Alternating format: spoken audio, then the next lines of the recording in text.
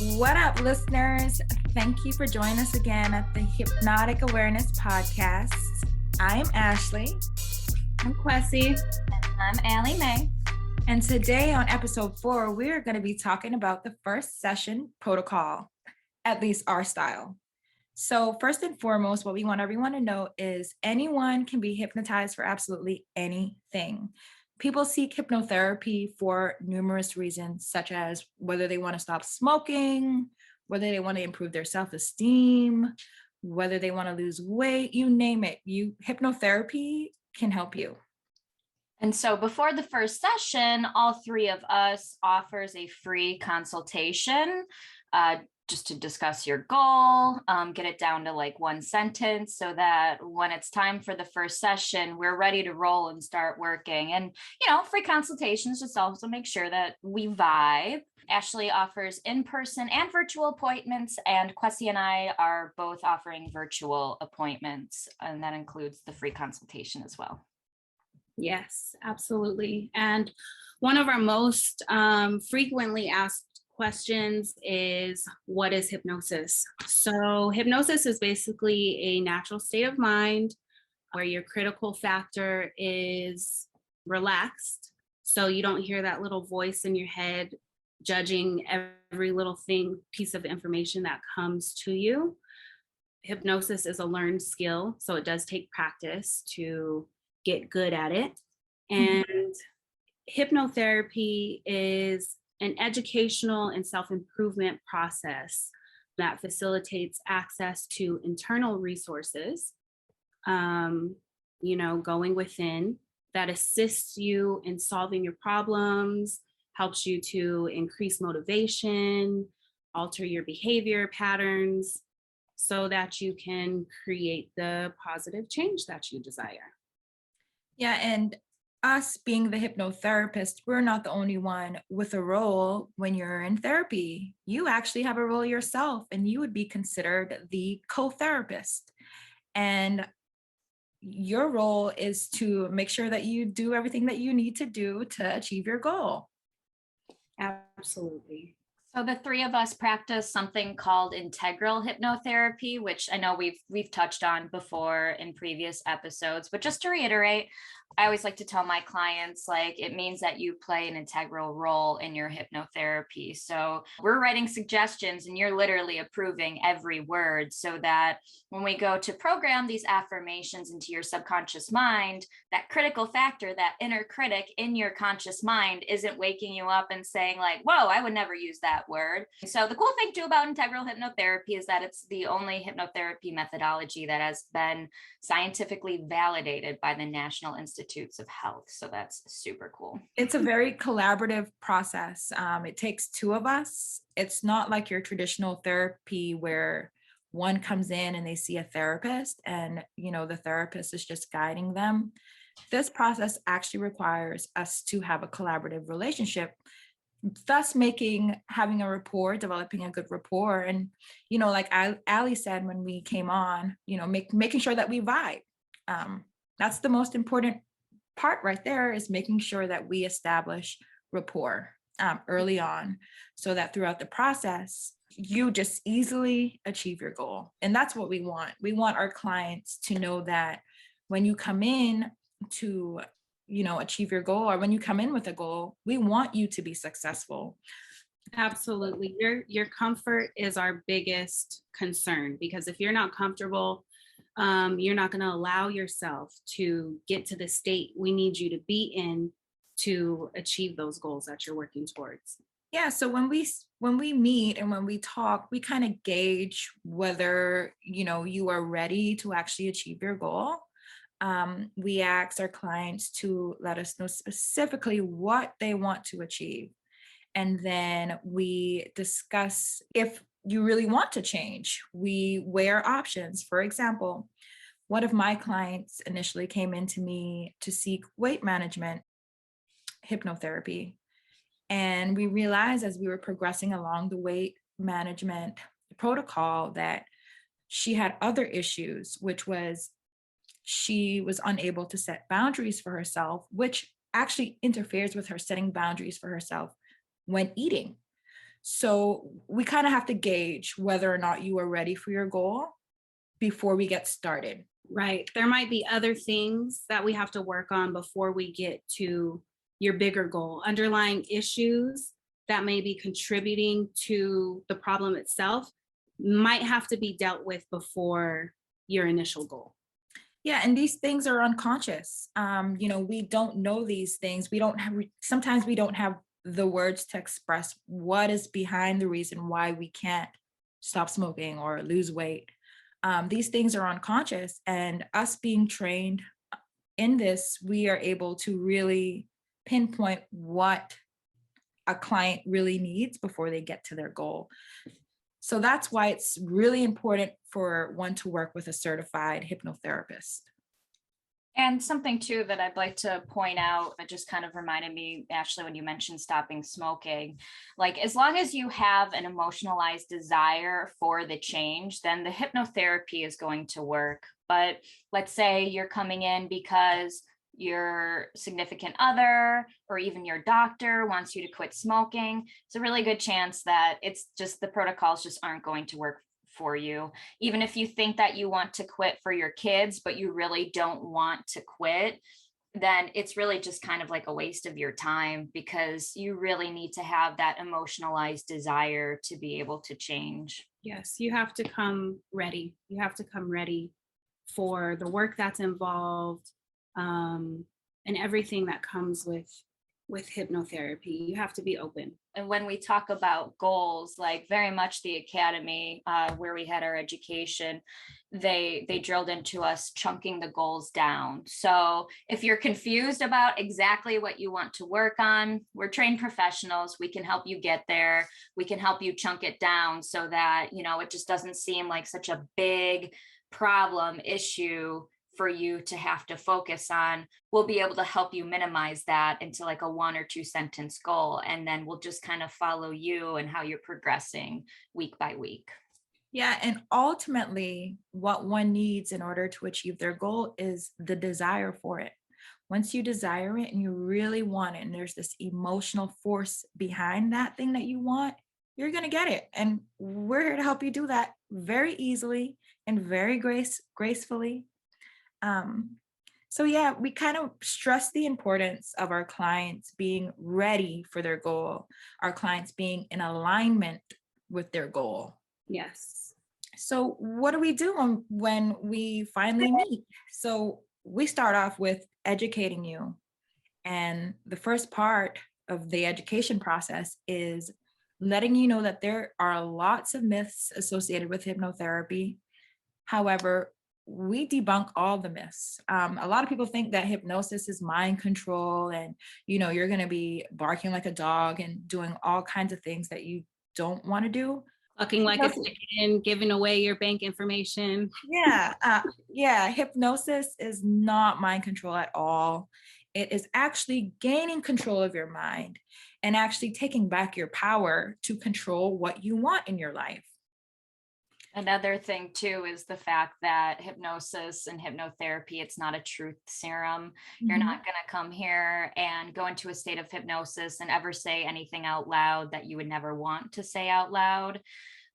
Obviously, there's a certain level of trust that needs to be established for you to be able to tell us, what you want to tell us, but that's not going to be hypnosis. That's going to be coming from the rapport that we establish with one another and the trust. So just wanted to put that out there. Hypnosis is not a truth serum. We're not putting you in a state of hypnosis to hear all your deep, dark secrets that you don't want to share. Exactly. The entire time you are fully aware, you know what's going on, and you'll be comfortable. Yeah, and you wouldn't do anything that you wouldn't normally do. Whether you're in the state of hypnosis or not, anything that you do, you would do it in person. And the thing about entertainment hypnosis, a lot of people don't know that, these people who get up on stage and do these crazy acts, they agree to do it, whether unconsciously or consciously. They agree to participate. They actually volunteer to do it.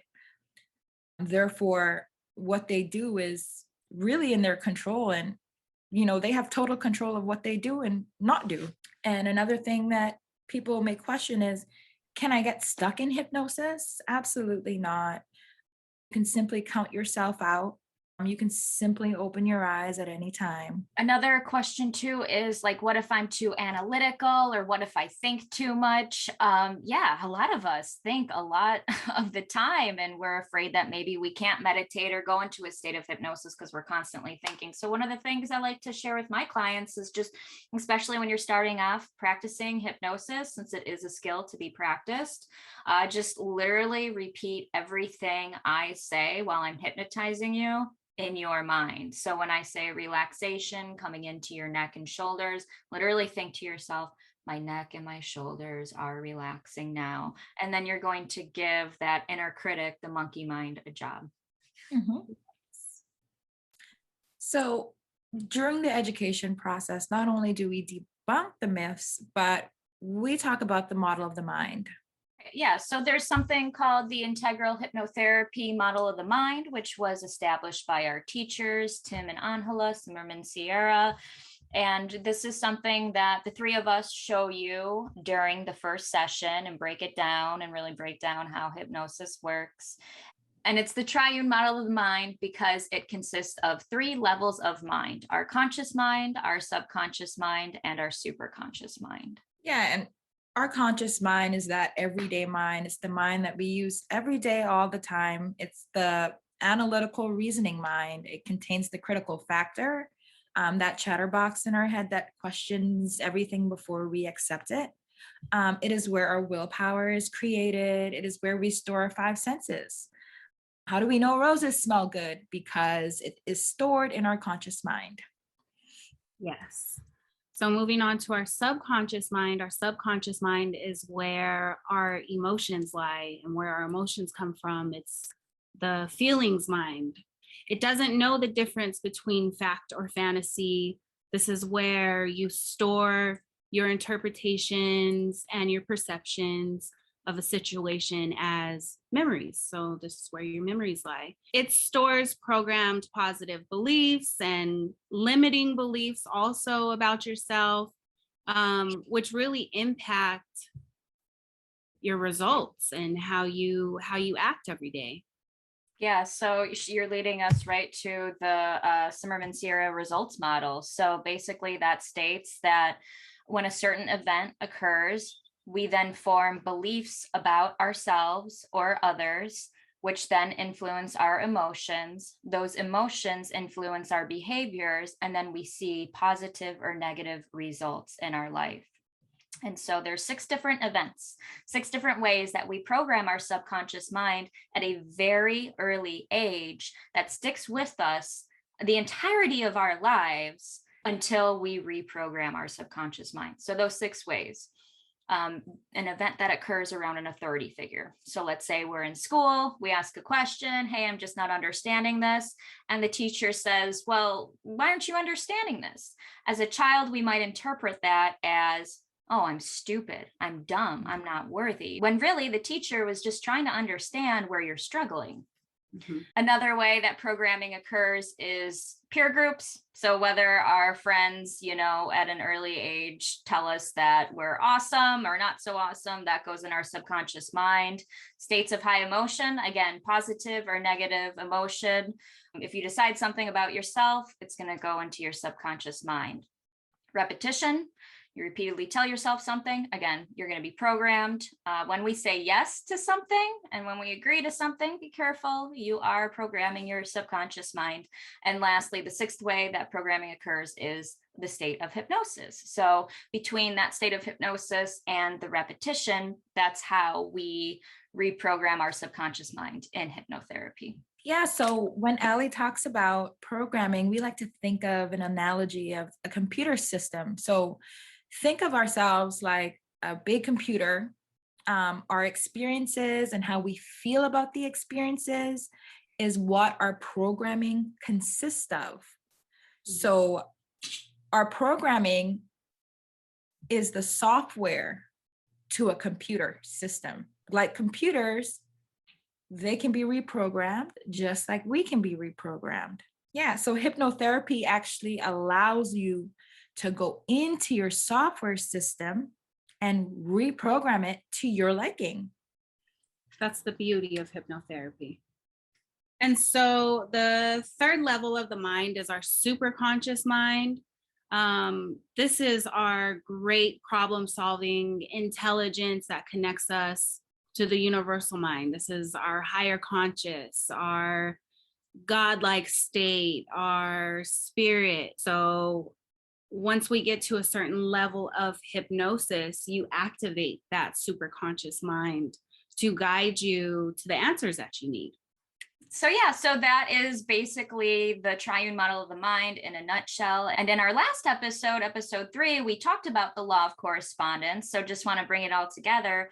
That exists in our subconscious mind. And so whether those beliefs that we have in our subconscious mind about ourselves and our place in the world is positive or negative, that's going to influence the law of correspondence, what we project, what we attract, and what we transfigure. So by reprogramming those negative thoughts to positive thoughts, going back to the results model, your event is hypnosis, and you're going to start thinking these positive beliefs, which then influence positive emotions, influencing positive behaviors, and ultimately seeing positive results. So after the education process and we teach you how programming actually occurs, we then get into creating our suggestions before we get into hypnosis.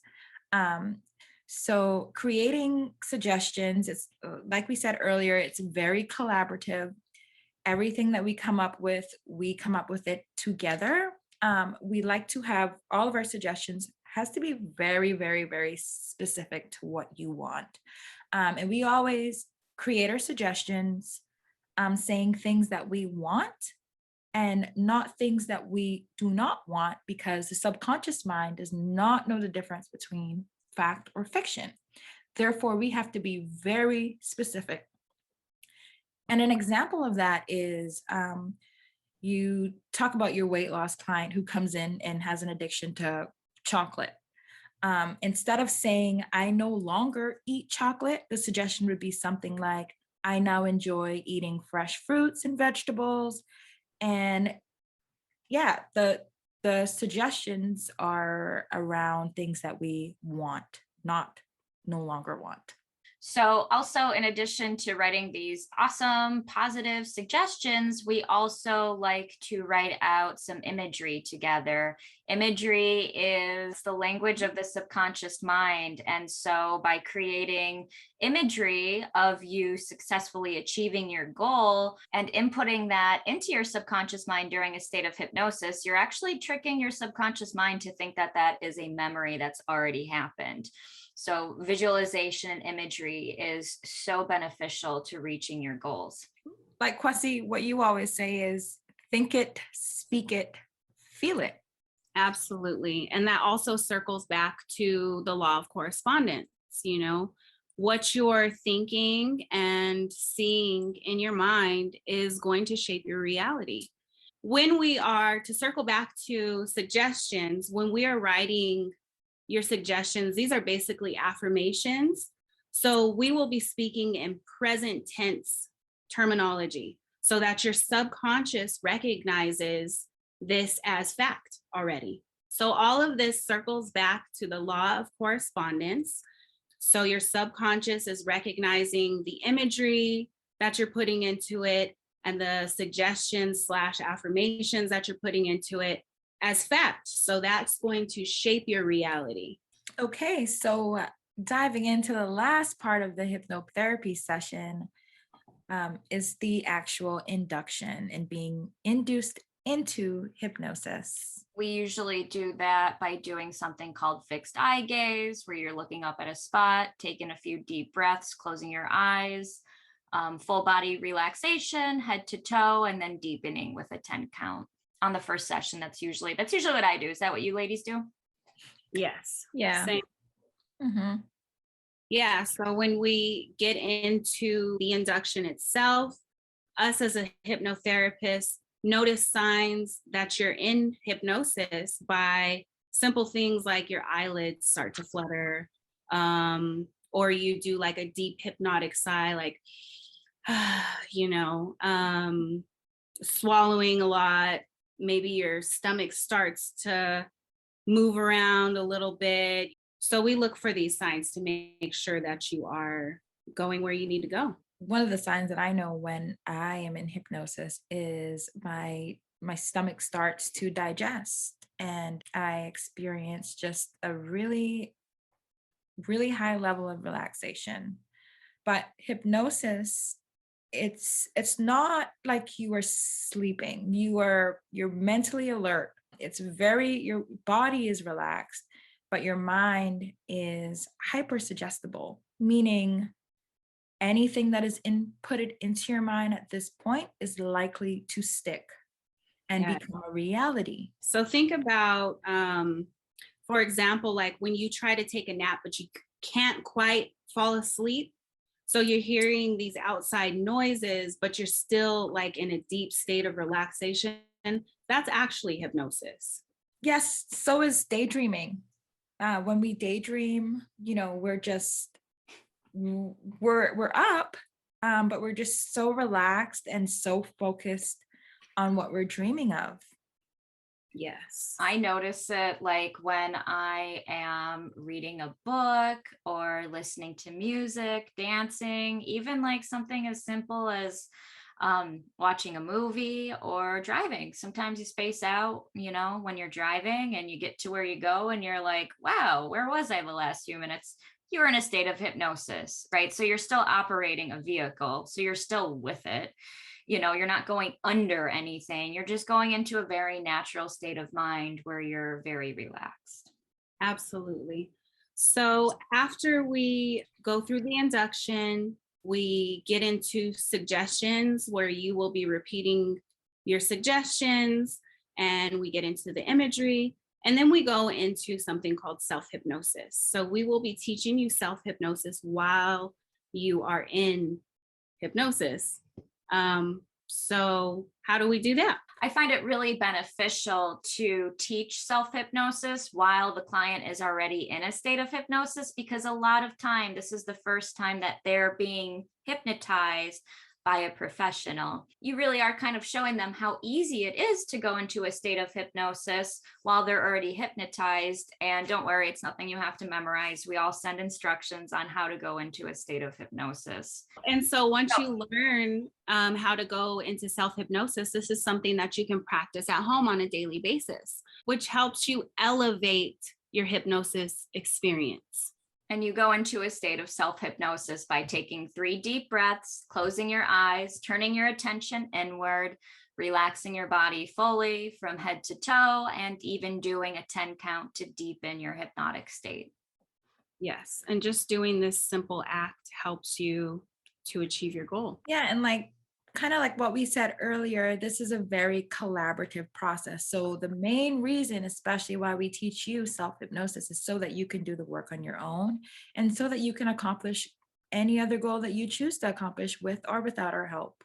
Exactly. Like we always say, most clients reach their goals in 3 to 8 sessions with us. And so I know I do this, and I'm sure you ladies do this too. I'm always giving my clients tips on why we are writing suggestions the way we are writing suggestions, so that, months or years down the road, if there's something that, you want to achieve with hypnotherapy, you're not codependent on the hypnotherapist. You can write these suggestions for yourself. This is literally, it's life-changing stuff. Once you learn hypnotherapy and the benefits of hypnotherapy and going into hypnosis, you're likely going to use it for a lot of your goals for the rest of your life. Yes. And it's so beneficial. So after we count you out, or you count yourself out, whatever that may look like, we do a short debriefing. And what that consists of is just asking you, how was your experience? And, when did you feel the deepest in hypnosis? And what helped? What didn't help? This is just kind of your feedback on how your experience was. So after we debrief, normally one of us would send you an audio, a hypnosis audio that you can listen to at home until you get comfortable with self-hypnosis and doing that on your own. Well, thank you guys for listening to the Hypnotic Awareness Podcast. Like, subscribe. We're on YouTube. We are on most of the podcast formats now. And we kind of want to leave you guys with a quote. So watch your thoughts because they become your words. Watch your words for they become your actions. Watch your actions for they become your habits. Watch your habits for they become your character. And watch your character for it will become your destiny. And that quote was written by Frank Outlaw. Woo woo. Thanks for listening, guys. Come back for our next episode. Bye. Thank you. Bye.